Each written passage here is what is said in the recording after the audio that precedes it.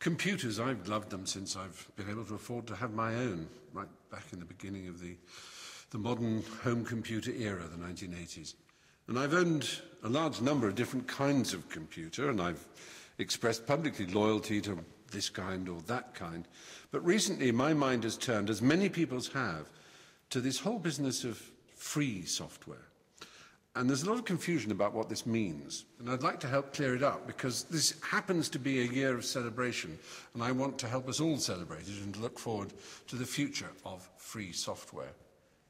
If you have, I don't know, plumbing in your house, it may be that you don't understand it, but you may have a friend who does, and they may suggest you move a pipe here, a stopcock there, a valve somewhere else, and you're not breaking the law by doing that, are you? Because it's your house and you own the plumbing. You can't do that with your computer. You can't actually really fiddle with your operating system, and you certainly can't share any ideas you have about your operating system with other people, because Apple and Microsoft, who run the two most popular operating systems, are very firm about the fact that they own that, and no one else can have anything to do with it.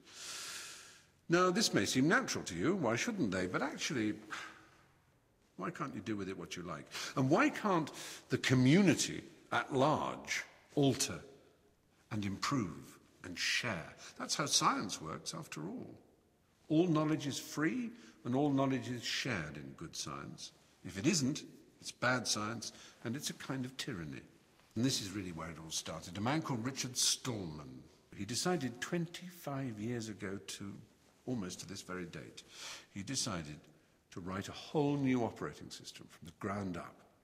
He called it GNU, which stands for GNU is not Unix, because it isn't. It's similar to Unix in many ways, but every element of it, every module, every little section of the code, and it's a gigantic code because it's to run on many, many platforms, is run by the community, is run by coders out there who are welcomed into the GNU community to help improve the software.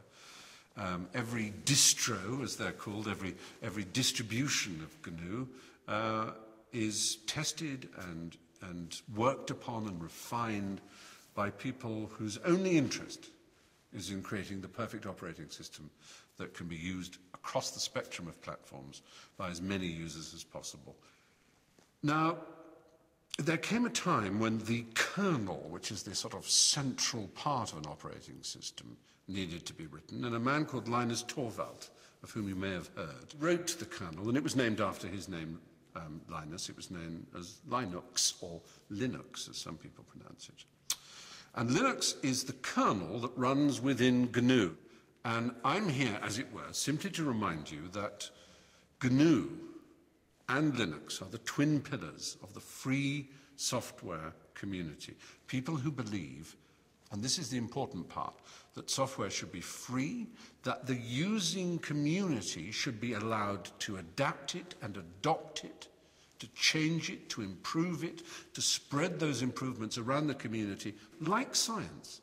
That's basically what it's saying. In the same way that good scientists share everything and all knowledge is open and free, so it should be with an operating system. So if you're a supporter of GNU, if you're a supporter of Linux and Free Software Foundation, well, what can I do, you're probably wondering. The most obvious thing you can do is use a GNU Linux operating system on your own computer. It's a lot easier than you might think. Go to gnu.org and see if you can find a distribution that suits you. Probably, if you like a good graphical user interface, something like GNU Sense. You'll see it there on gnu.org. Or, if you're a really smart cookie, you might want to do your own coding. You might want to contribute to the sum of knowledge that makes GNU and Linux what they are. Either way, I hope you will join me in wishing GNU a very happy 25th birthday. Let's do that now, actually. So, happy birthday, GNU. 25 years old. The operating system of the future. Freedom!